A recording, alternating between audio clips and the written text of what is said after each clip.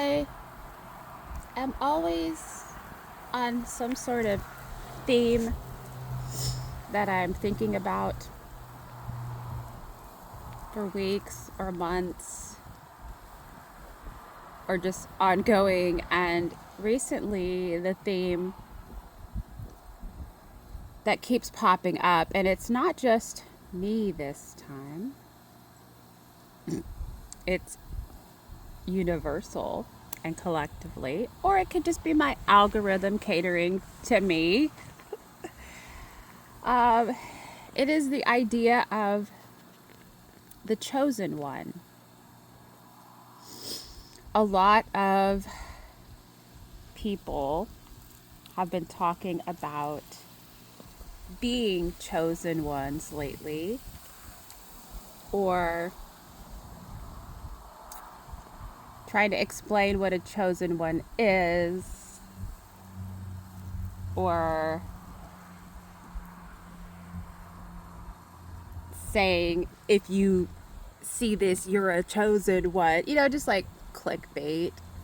So I have to reflect on myself and realize, why am I seeing this shit everywhere? Is it because I keep clicking on the shit, or is it because I keep thinking about it? And mind you, there are other things I'm thinking about. I'm not like obsessing about a chosen one or being a chosen one or even thinking anything like that. I am coming from an observatory analysis position where I'm observing so many different people talk about this concept and relating it back to the Bible and the 144,000 and all kind of shit, and comparing it to the talks of, galactic aliens and shit like that, and then processing it through my own lens, my own experiences and my own education. And there are quite a bit of contradictory things out there. And I've come to my own analysis and my own theory of what I believe that it actually means, taking into account everyone else's theories and assumptions and perceptions of what being a chosen one means, right?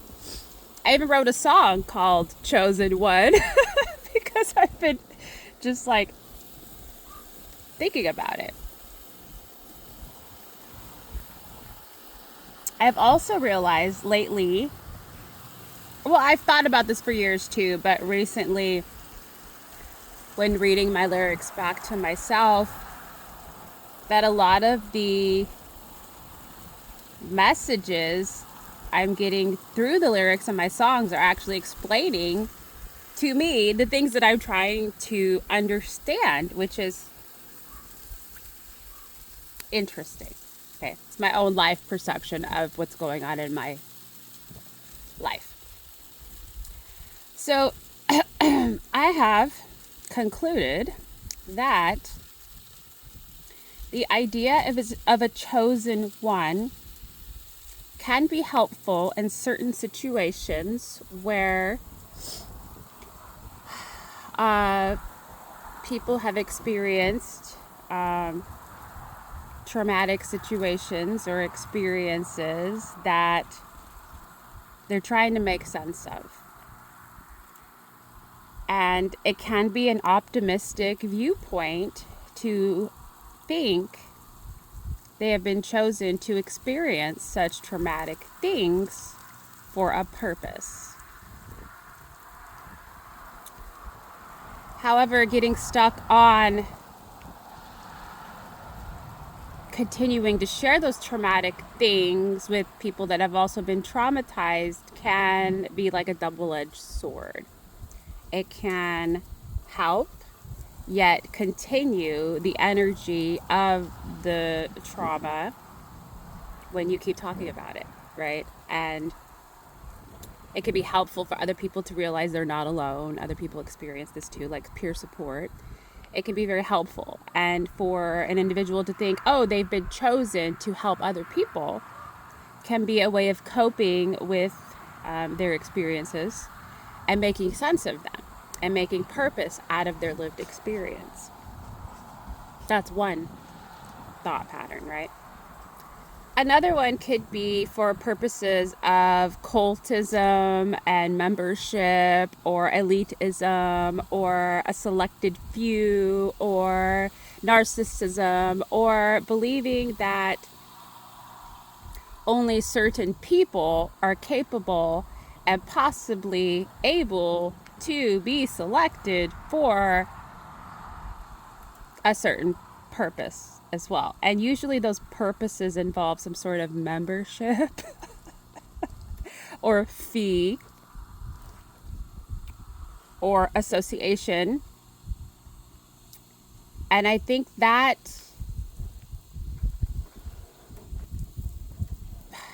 initially those things can be helpful in the healing process, because it can bring on maybe a more positive outlook on your life and feeling like one with the community, or you finally found your tribe, or whatever it may be.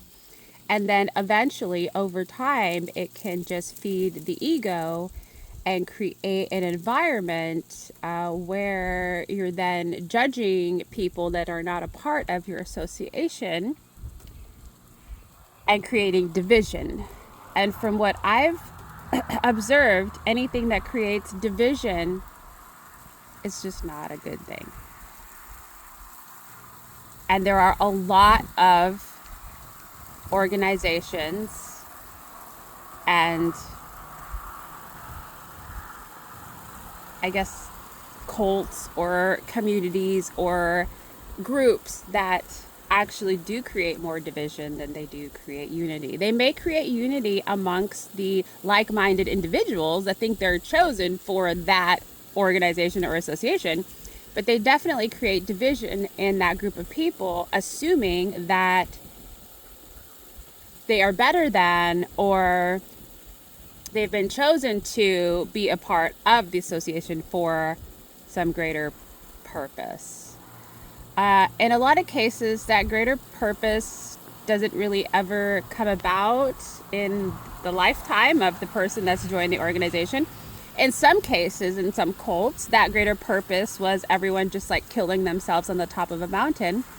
And in other cases, like such as like AA or NA or other groups where they have rituals and associations,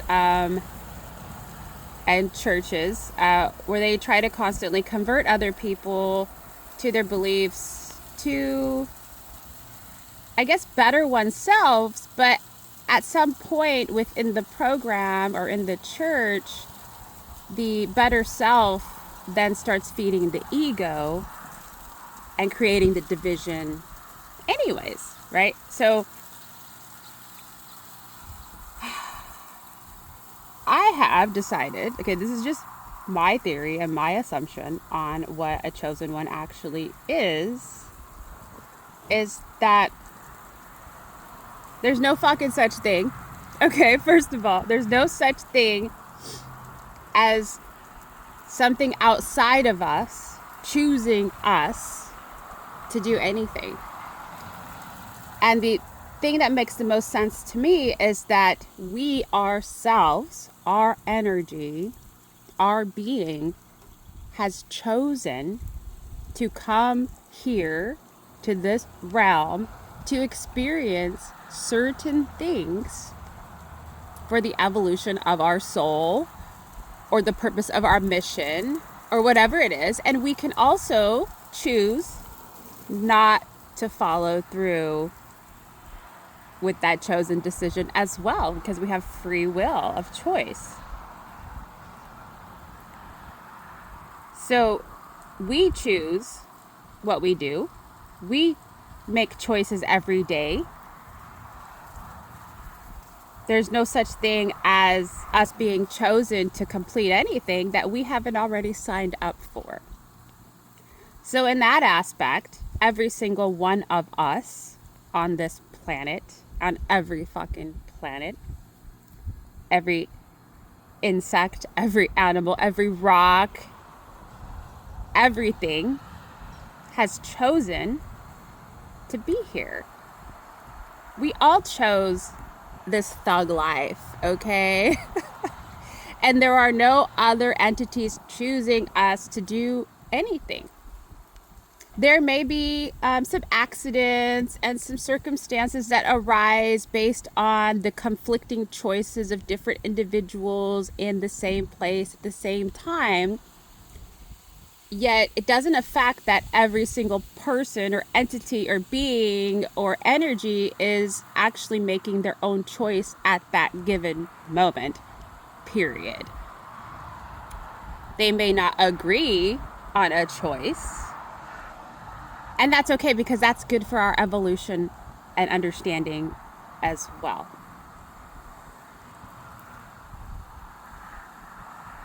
That makes sense to me. I don't believe that there is this magical God or being or several gods or entities that have chosen me to do shit that I haven't chosen already for myself. The idea is that I get to decide what I do with the choices that I have made. And the other weird catch-22 thing is that this part is a little cloudy for me, but for now, it resonates the most. The idea that we all chose to be here for certain things, and then we forget. And then the whole idea is to just remember as quickly as you can why you're here, right? The ones that struggle the most with all of that struggle the most on Earth in general. And I think some of those associations and organizations that are trying to tell us that we have been chosen for something else that they're feeding us, they're just another ploy to keep us away from realizing ourselves why we are here. So there are more distractions, if anything.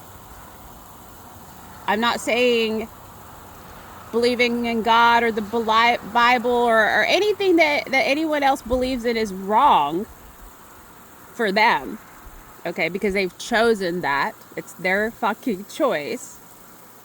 But I also don't believe that it's right for everyone. And it is wrong to force your views on everyone else when you chose to be here to make those decisions that you made to be where you're at, and it's your choice to stay in an organized religion or a cult or a political affiliation or whatever it is you're doing, a gang, and you can choose to leave too. It's your choice. There are just people in this world that just didn't choose to do that. They chose other things.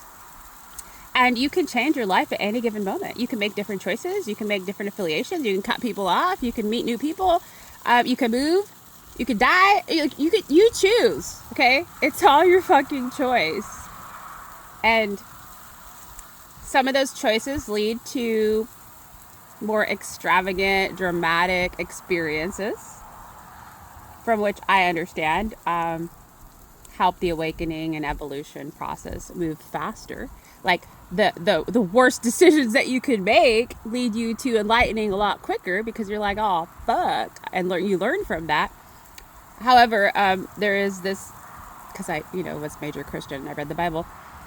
The main scripture that stands out to me the most is, a wise man learns from their experiences, but a super wise man learns from the experiences of others. And there's a lot of knowledge in that when you think about it, because I don't have to go experience doing meth or fentanyl to know that eventually, statistically, based on everyone else that's already experienced that, then my life is not going to turn out so well, okay? I can just observe and be like, I'm not going to do that. Or I can watch a bunch of people jump off a bridge, right? And statistically guess who's going to survive and who's not. But depending on how high the bridge is and how rocky the ground is, chances are most of them are going to die. Or survive with a lot of issues. So I'd rather just not experience that. So that's what I mean by it's a choice.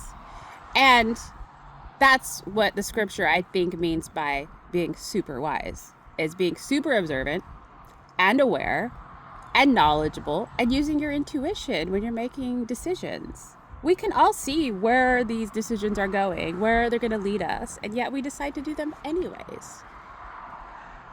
And that's okay, because that's a choice that we have made. Okay. I just wanted to get that off my chest because that's what I've been thinking about. Oh, and if you're still here, you chose to fucking watch this.